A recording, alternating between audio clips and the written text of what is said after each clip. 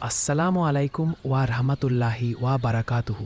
আশা করছি আপনারা সবাই মহান আল্লাহ তাআলার অশেষ রহমতে ভালো আছেন।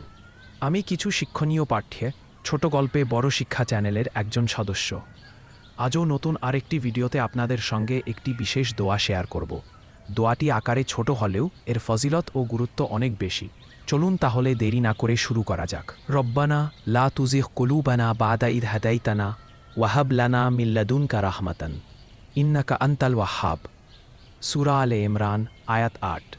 বাংলা অর্থ: হে আমাদের প্রতিপালক, আমাদেরকে হিদায়াত দেওয়ার পর আমাদের অন্তরসমূহকে বক্র করে দিও না এবং আমাদেরকে তোমার পক্ষ থেকে দয়া দান কর। নিশ্চয়ই তুমি মহাদাতা। এই দোয়া পাঠের ফজিলত: এই আয়াতটি এমন একটি দোয়া যা ঈমানের স্থায়িত্ব কামনার জন্য কুরআনে শিক্ষা দেওয়া হয়েছে। ২. অন্তরের স্থিরতা ও ঈমানের উপর মৃত্যু পাওয়ার দোয়া এটি। ৩. নিয়মিত এই দোয়া পাঠ করলে ঈমানসহ মৃত্যু ও শহীদের মর্যাদা লাভের আশা করা যায় ইনশাআল্লাহ। ধন্যবাদ সম্পূর্ণ ভিডিওটি দেখার জন্য।